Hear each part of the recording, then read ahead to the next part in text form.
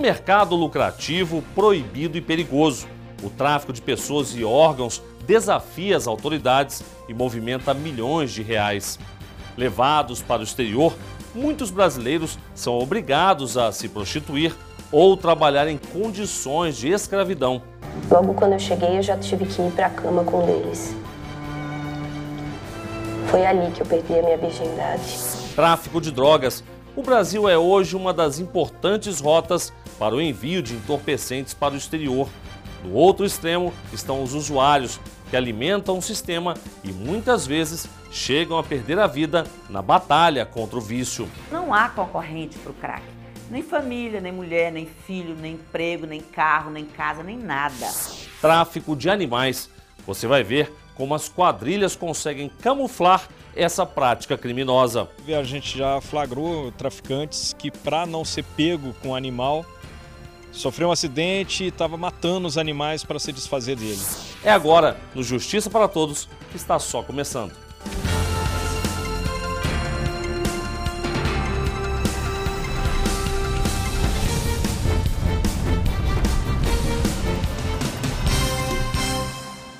Brasileiros vendidos para outros países como mercadorias. O tráfico de pessoas, realizado por grandes organizações criminosas, conta muitas vezes com a ingenuidade daqueles que acreditam que vão fazer fortuna no exterior. No mapa da exploração, muitos são enviados para países da Ásia e Europa, onde são obrigados a se prostituir ou a trabalhar sem receber.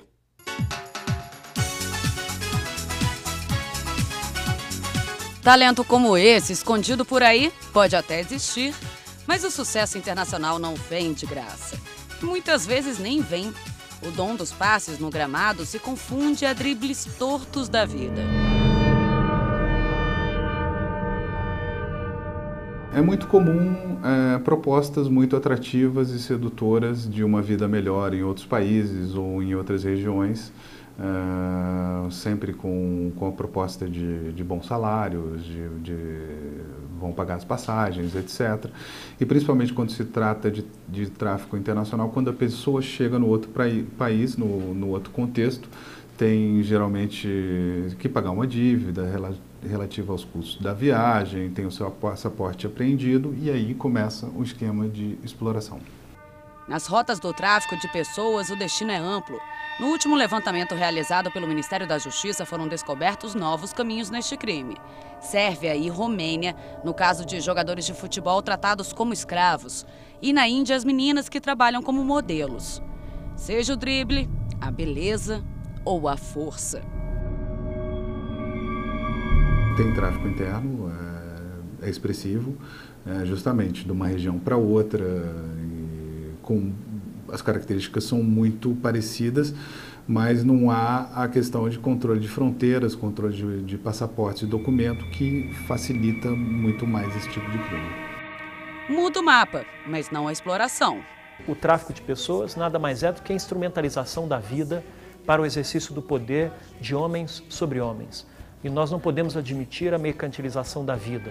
Usar o talento do outro, o esforço do outro, para recompensar só a si mesmo por nada, a não ser por aliciar a mente de uma pessoa.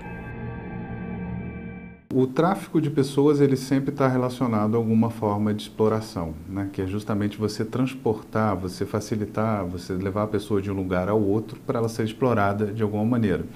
Então, todo tipo de tráfico de pessoas tem como fim uma forma de exploração. Nesse sentido, vários rostos desaparecidos fazem parte dessa mesma história. São crianças tratadas como se tivessem etiqueta e preço no mundo do tráfico de menores. Crianças são negociadas. E até os nossos órgãos, que valem vida, são transformados em dólares.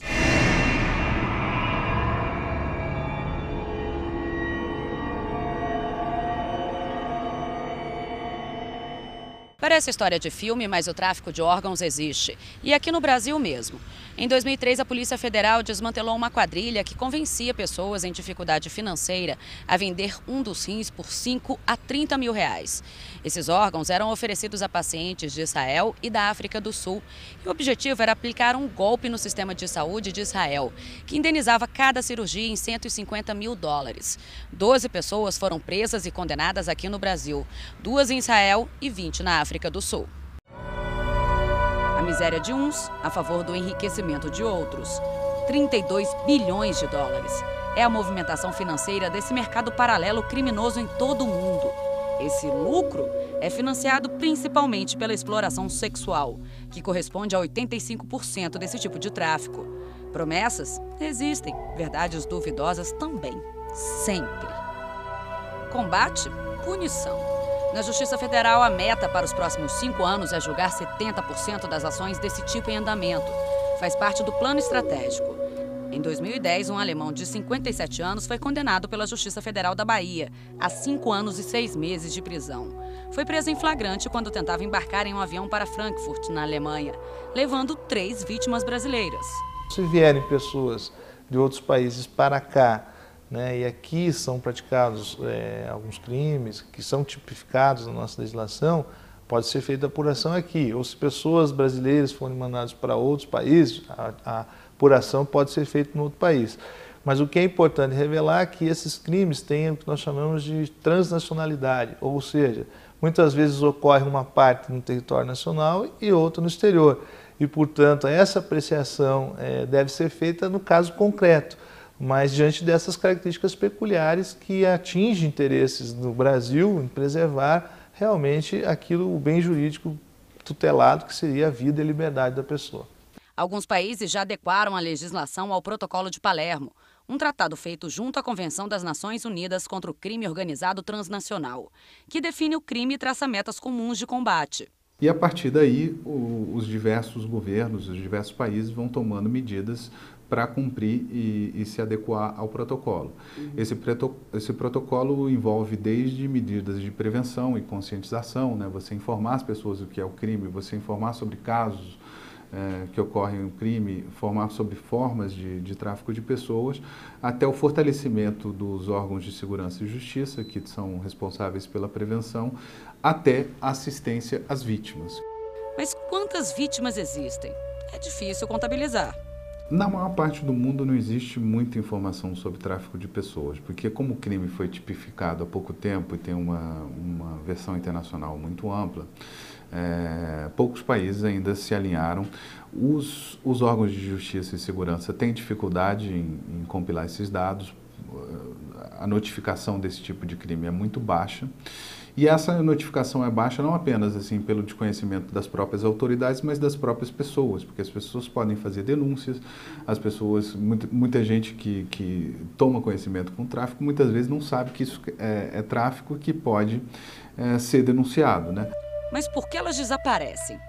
Escute esse depoimento. Lá estava me esperando a tia e mais 2 homens. Logo quando eu cheguei, eu já tive que ir para a cama com um deles. Foi ali que eu perdi a minha virgindade. Com aquele homem podre. Aquele homem horroroso. Foi muito difícil para mim. 5 dias depois, eu já trabalhava numa sauna. Dormia com muitos homens numa noite só. E eu sentia dores, muitas dores durante a relação, até que eu tive uma hemorragia. Foi ali que eu decidi que eu não ia mais deixar esses 2 me escravizarem, me prostituírem, e que eu ia fugir. E eu fugi. É a simulação do real?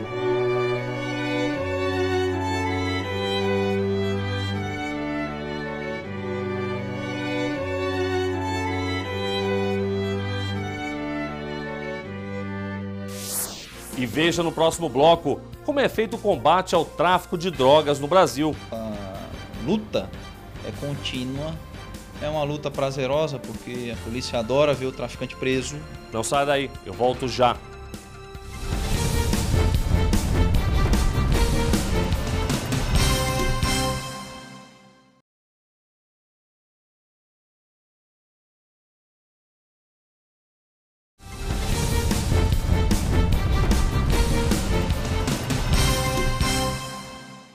O Brasil é considerado hoje um mercado lucrativo para as grandes organizações que comandam o tráfico de drogas no país. Por outro lado, a Polícia Federal tem desmantelado poderosas quadrilhas. E no meio dessa luta para combater o crime estão os usuários. Acompanhe agora um pouco da vida daqueles que tentam se livrar do vício. O nível de dopamina no cérebro, quando você come comida normal, é 50% a mais de estímulo que joga para o cérebro em relação ao prazer. O prazer de comer joga 50% a mais. O sexo joga 90%. O álcool, 100%. A cocaína inalada, 230% de prazer. E o crack é 900% de prazer. Então não há concorrente para o crack. Nem família, nem mulher, nem filho, nem emprego, nem carro, nem casa, nem nada.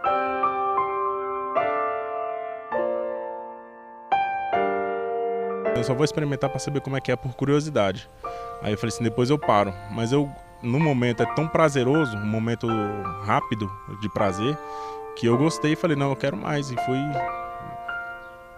usando por todo final de semana, depois começou a ir 2 vezes por semana, foi até que comecei a usar todo dia quase, né?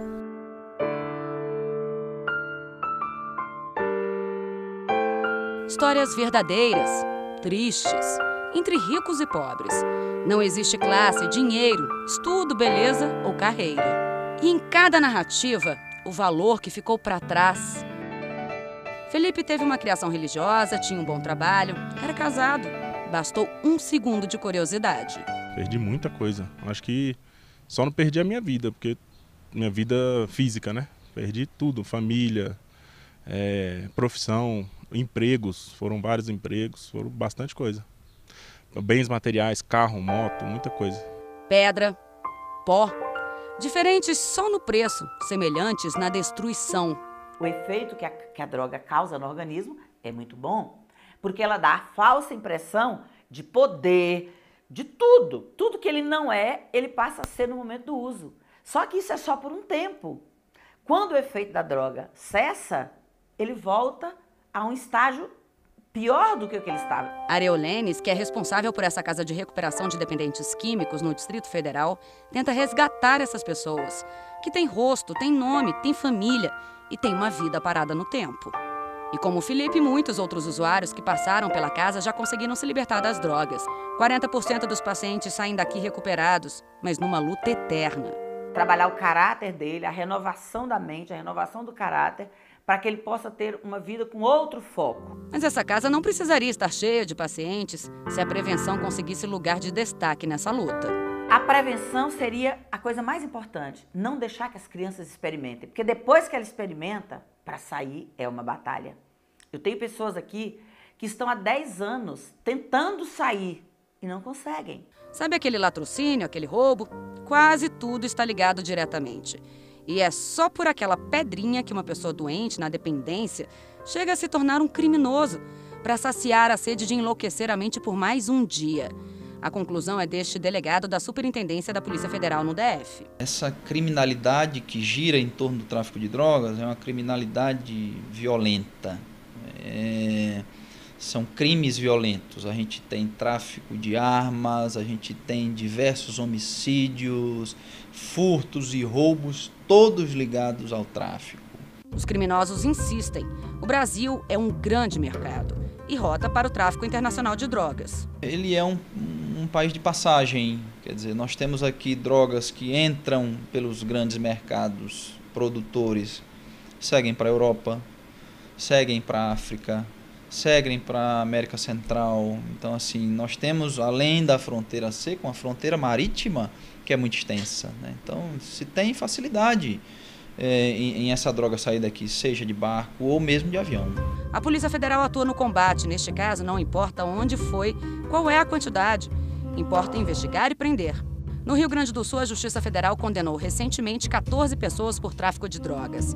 As penas vão de 4 anos e meio a 17 anos e 9 meses. De acordo com as investigações, os entorpecentes vinham do Paraguai e ficavam escondidos dentro de carros. Quando já estavam em solo brasileiro, eram vendidos em cidades gaúchas e catarinenses. O crime de tráfico internacional de drogas, ele é de competência da Justiça Federal quando nós também temos a chamada transnacionalidade. Ou seja, quando a droga vem de um outro país para o Brasil ou quando a droga daqui é remetida para um outro país. Então, essa característica da transnacionalidade, ou seja, o envolvimento de mais de um país no meio do tráfico, a droga passa por mais de um país, podemos assim dizer, caracteriza essa transnacionalidade que difere ou define a competência da Justiça Federal. Neste combate, as armas são de inúmeros soldados: sociedade, justiça e polícia. Enquanto houver mercado, tem traficante. Enquanto houver usuário, tem traficante.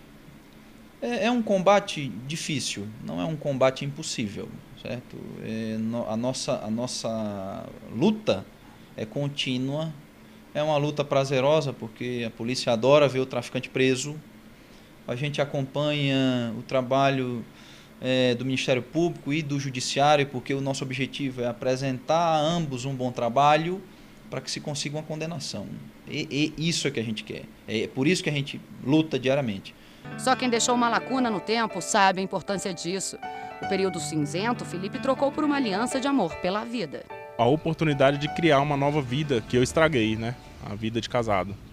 Que para mim sempre foi prioridade para minha felicidade, assim, ter família, ver a minha família feliz pelo motivo de eu fazer elas felizes, né? Veio para aprender também, né? Mas não vale a pena passar por essa escola, não. No próximo bloco, você vai ver o mercado negro da venda de animais e os prejuízos para muitas espécies que podem chegar à extinção.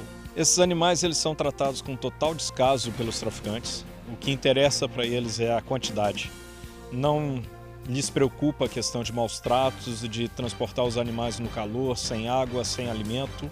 Não sai daí, eu volto já.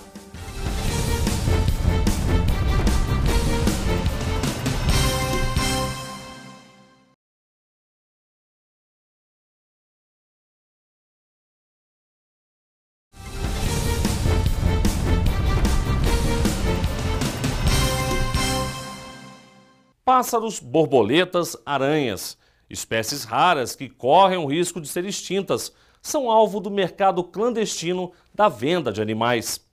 A lei que proíbe essa prática existe desde a década de 90. O problema, segundo especialistas, é que a punição é muito branda. Veja só.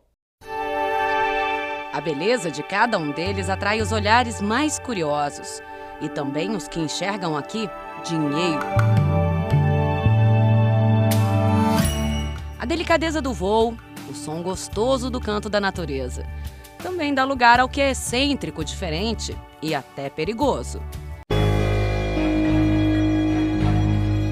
Cobras, aranhas e até escorpiões estão no alvo do comércio clandestino. Os traficantes criam formas para camuflar o crime, tentam despistar a polícia a qualquer custo. A gente tem dois tipos de tráfico aqui em relação a isso. Um é o tráfico que permanece o tempo todo no mercado negro. Ou seja, eu capturei na natureza, vendi na feira, vou vender esses animais.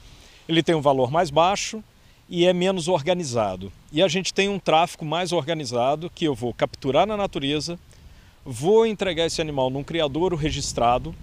Esse criadouro, lógico, vai estar envolvido nesse esquema, vai legalizar, vai dar uma nota fiscal, vai dar um documento atestando que o animal nasceu no criadouro, quando na verdade isso não aconteceu. Com isso eu agrego valor a esse animal e dificulta a ação da fiscalização após, para identificar que esse animal veio da natureza. O transporte é feito de qualquer jeito. Para os criminosos, pouco importa se o animal está sendo carregado numa caixa, se tem alimento, água ou se vai sair machucado e até morto. Esses animais eles são tratados com total descaso pelos traficantes. O que interessa para eles é a quantidade. Não lhes preocupa a questão de maus tratos e de transportar os animais no calor, sem água, sem alimento. Para eles, se o animal estiver morto, não tem problema, ele ganha no outro que sobreviveu. Inclusive, a gente já flagrou traficantes que, para não ser pego com o animal, sofreu um acidente e estava matando os animais para se desfazer dele. Isso é comum a acontecer, não foi só uma situação, outras situações isso acontece. Então, eles não têm nenhum zelo e nenhuma preocupação com os animais. O objetivo é o dinheiro, o objetivo é o lucro e o animal é a maneira que ele tem para ter um lucro fácil. Existe lei, a 9.605 de 98, que proíbe a utilização, perseguição, destruição e caça de animais silvestres. A gente flagra as pessoas, estamos flagrando a questão de tráfico de ovos, de papagaio, de arara. Estamos em contato também com agências de enforcement, agências policiais de outros países que também flagram lá na situação. É o caso, por exemplo, de ovos de arara nossos flagrados no aeroporto de Portugal. Já evitamos várias vezes o tráfico via correio de borboletas e outros animais tentando ser encaminhado do Brasil para fora. Então nós estamos fazendo essa parte. Infelizmente o que acontece é que a gente faz essa parte, identifica a pessoa, conduz essa pessoa à delegacia e não dá nenhum resultado. A questão é, não importa se foi um animal ou centenas de pássaros, a pena é a mesma, 6 meses a 1 ano, além de multa. A questão ruim dela é que ela trata da mesma forma a pessoa que tem um papagaio com aquela pessoa que está traficando 100, 200, 500 animais. Então a gente precisa mudar isso. Eu preciso ter uma pena maior para o traficante e manter a pena que a gente tem hoje, que é de 6 meses a 1 ano, para a pessoa que tem um papagaio, um animal. Ou seja, para aquela pessoa que é receptadora, mas não está praticando tráfico. Além disso, essa pena, considerada branda por muitos ambientalistas, tem estimulado os criminosos. Infelizmente também a gente está vendo uma migração, de alguns casos, migração e intercambiamento do tráfico de droga com o tráfico de animais. Um jabuti pego no Nordeste custa X valor e é vendido por muito mais caro quando ele chega a São Paulo. Então vale a pena esse lucro que o traficante tem. E se ele for pego, ele não vai para a cadeia. Se ele for pego com droga, ele vai para a cadeia. Então para algumas pessoas que já estão envolvidas no delito, tem sido vantajoso migrar para o tráfico de animais. Agora acompanhe só esse flagrante. Esse é o macho. Vai sair aí, ó. Pode pôr a caixa aí.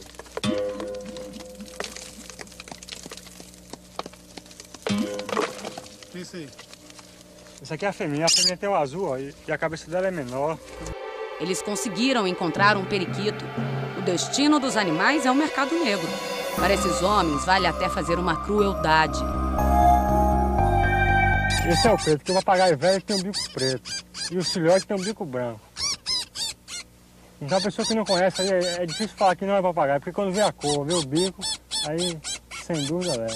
Esse flagrante foi feito pela RENCTAS, Rede Nacional de Combate ao Tráfico de Animais Silvestres, que produziu um relatório nacional sobre esse tipo de crime.